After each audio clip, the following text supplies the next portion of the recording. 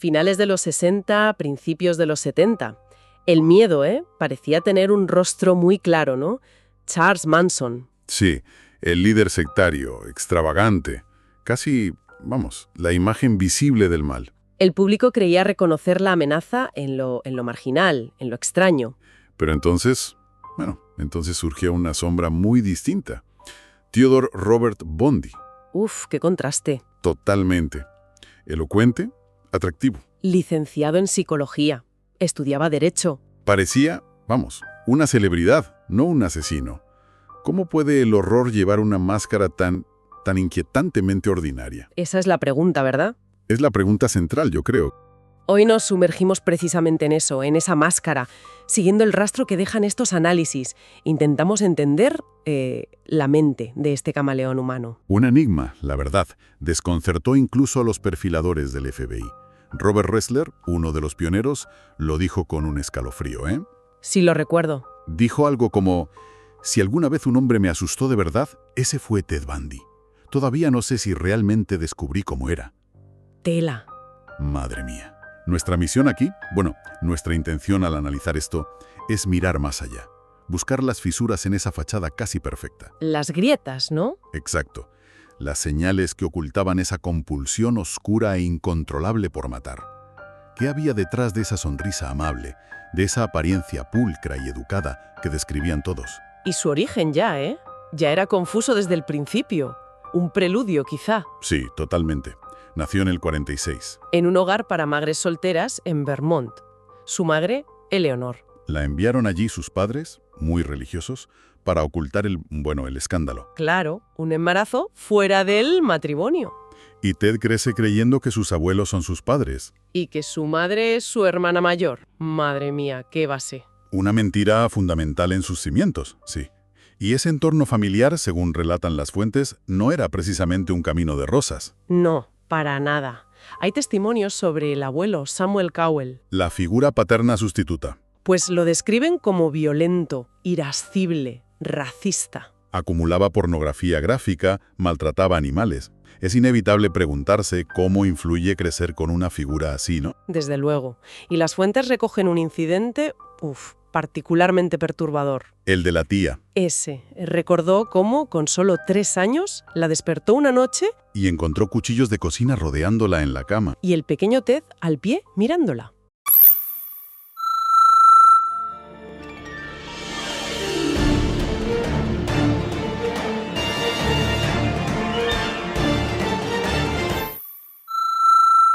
Sonriendo. ¡Qué imagen! Un destello fugaz, pero terrorífico, de una oscuridad muy, muy temprana. Ese incidente, junto a la fascinación por lo macabro, la pornografía violenta del abuelo encontrada en casa. A ver, son señales que vemos ahora, en retrospectiva. Las fuentes plantean esa duda. Claro. ¿O eran simplemente rasgos aislados en una infancia, digamos, compleja? La cuestión de ¿dónde empieza el monstruo? Sigue siendo difícil de fijar. La adolescencia parece seguir esa línea, esa dualidad. Por fuera, tímido, retraído. Pero en secreto, ya había conductas delictivas, según las fuentes. Pequeños hurtos, voyerismo. Y luego en la universidad esa transformación. Sorprendente, sí. Emerge un Bundy carismático, popular, incluso metido en política republicana. Construye una nueva fachada, meticulosamente. Pero por debajo, estaban ya los rasgos que los psicólogos identificarían después. psicopáticos, sí. Arrogancia disimulada, mitomanía, esa tendencia a mentir, a exagerar, necesidad de control. Las fantasías sádicas. Exacto, que bullían dentro. Él mismo admitió más tarde, según recogen los análisis, una adicción temprana y voraz a la pornografía más extrema, centrada en la dominación, el sometimiento. Y un catalizador emocional importante parece ser la ruptura con Diane Edwards. Stephanie Brooks también usaba ese nombre. Una joven de familia adinerada, el tipo de mujer que Bundy admiraba y a la vez envidiaba. El rechazo, dicen las fuentes, lo dejó devastado. Y muy resentido. Y es escalofriante ver cómo el perfil físico de muchas víctimas futuras, Mujeres jóvenes, universitarias, atractivas, pelo largo y oscuro, raya en medio. coincidía de forma inquietante con el de Diane. ¿Fue ese rechazo el que cristalizó el patrón? Es una hipótesis muy recurrente. Sí, Se plantea mucho. De hecho, Bundy confesó algo revelador sobre esa necesidad de control y venganza. Se propuso reconquistarla solo para ser él quien la abandonara. Y lo hizo. Lo hizo. En 1973. Cerró ese círculo de humillación percibida.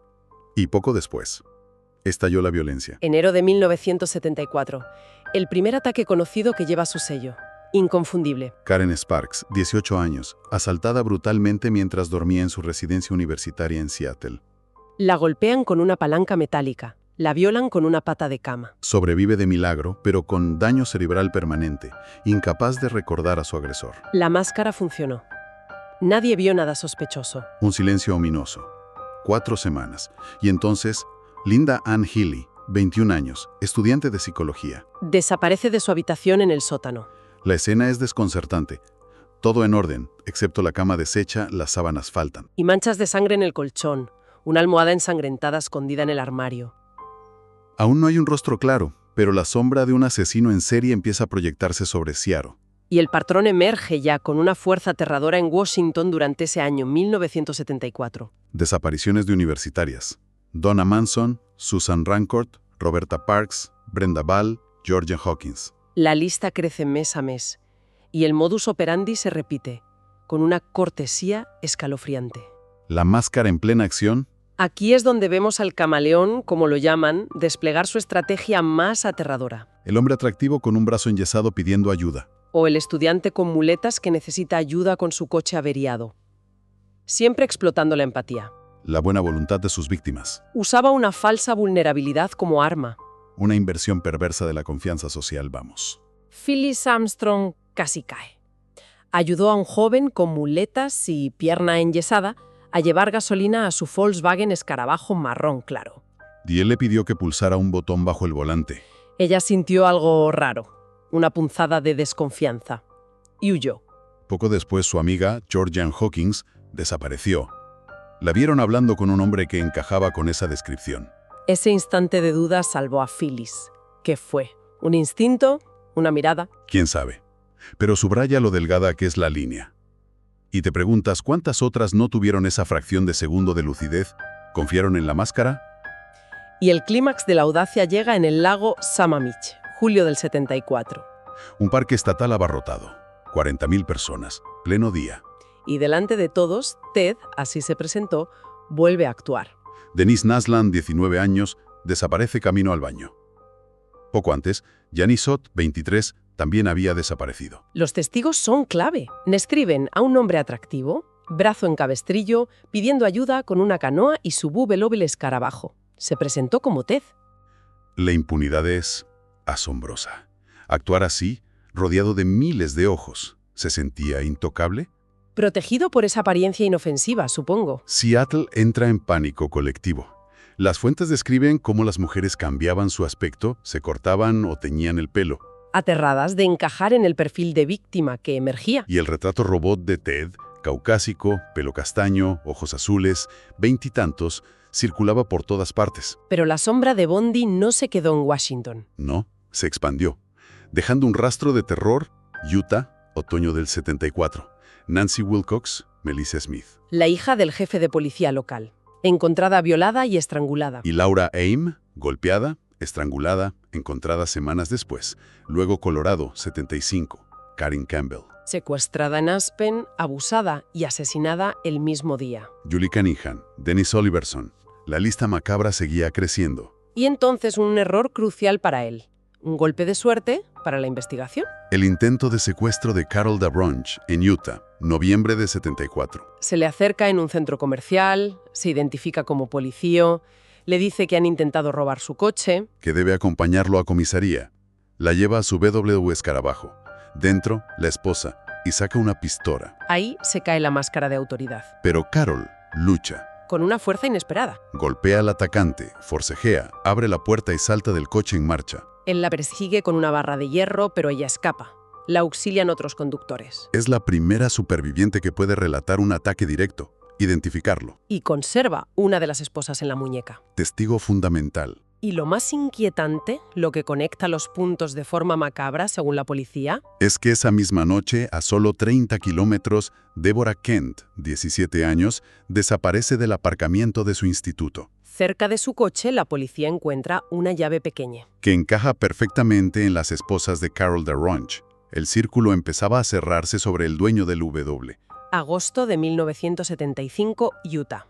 Un patrullero, Robert Hayward, observa de madrugada un W escarabajo marrón merodeando. Sospechoso.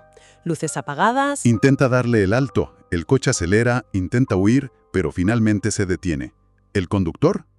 Theodore Robert Bundy. Al registrar el coche, el agente encuentra lo que las fuentes llaman un kit de asesino. Pasamontañas, máscara de panty, cuerdas, picahielos, barra de hierro. ¿Y esposas? Bundy intenta dar excusas, que se puso nervioso porque había fumado marihuana. No cuela, claro.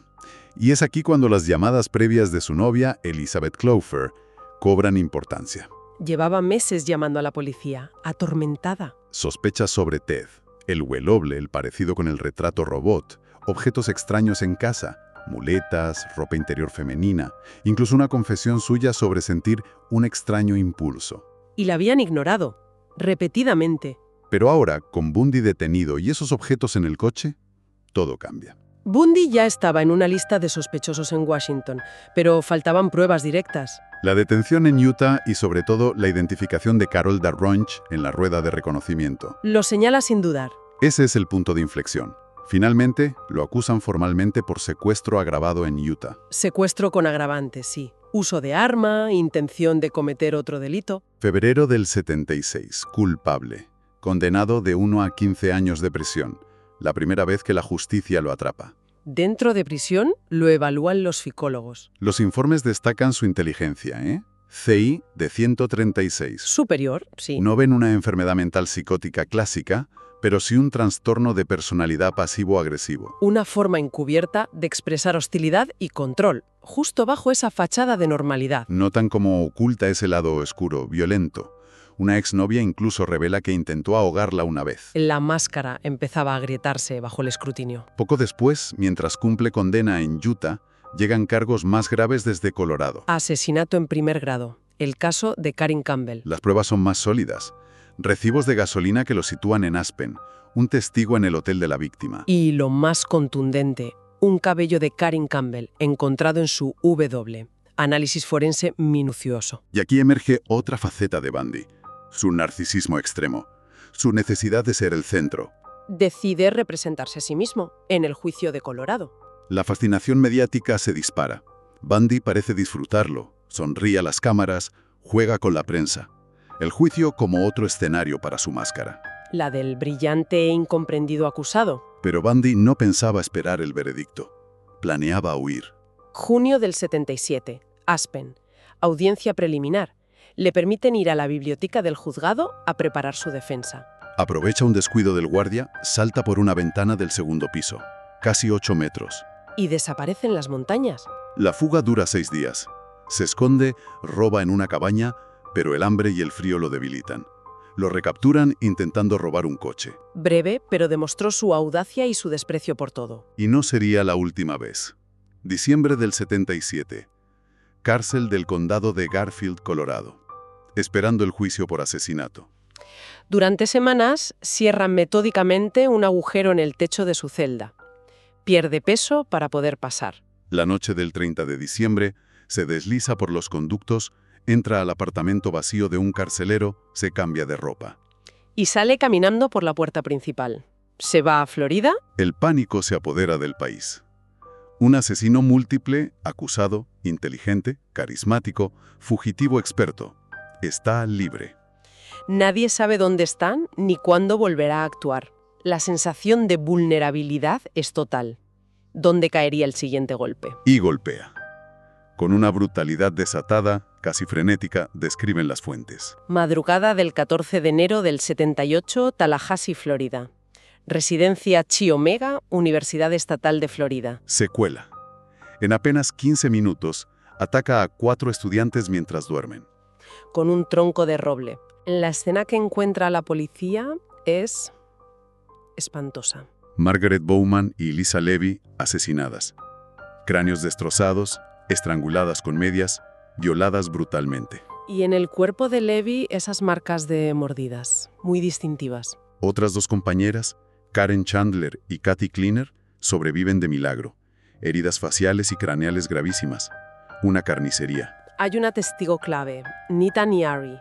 Volvía tarde. Ve una silueta masculina bajar las escaleras corriendo y huir justo después de los ataques. Esa misma noche, a pocas calles, Cheryl Thomas es atacada de forma similar en su cama. Sobrevive, cráneo fracturado, amnesia.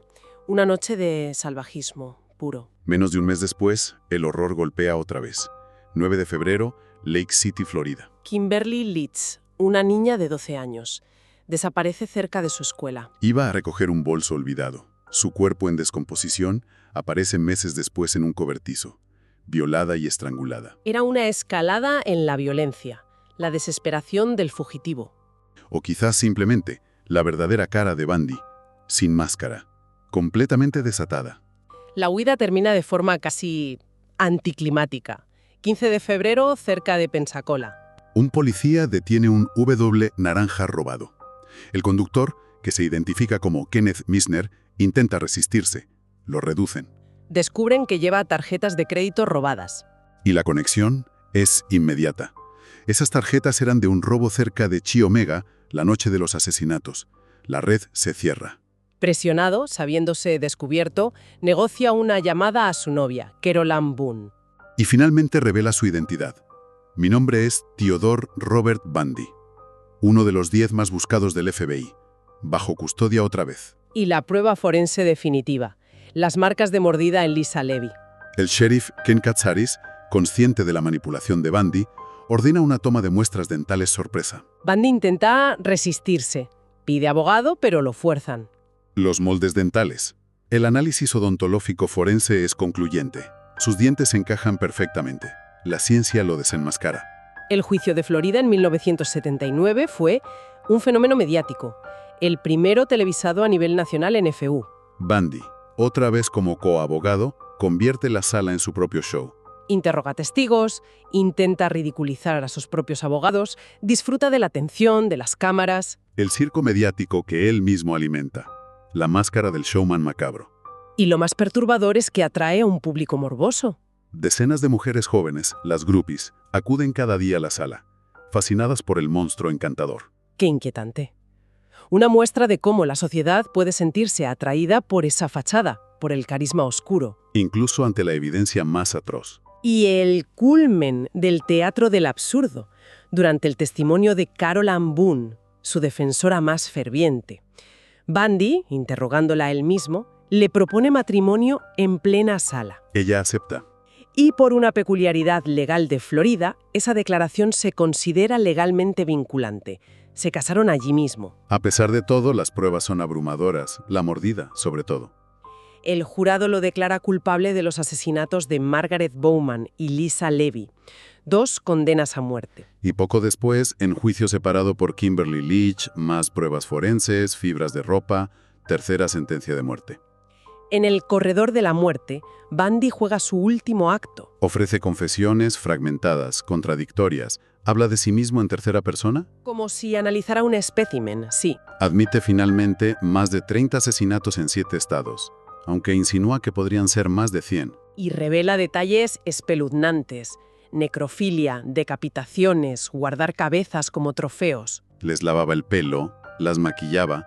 Una depravación total. Intenta evitar la silla eléctrica hasta el último momento. Alega enfermedad mental, trastorno bipolar, dice oír voces. Diagnósticos que muchos expertos consideraron una manipulación final. Y en una última entrevista con el Dr. Dobson, una figura religiosa conservadora, culpa la pornografía violenta. Una táctica vista por muchos para ganarse simpatía o un aplazamiento. Su propia reflexión sobre la culpa, recogida en grabaciones, es quizás lo más revelador. No me siento culpable por nada.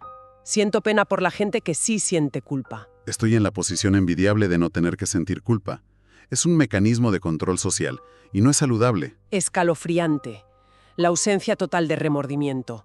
La incapacidad para la empatía. La psicopatía pura. Los perfiles coinciden.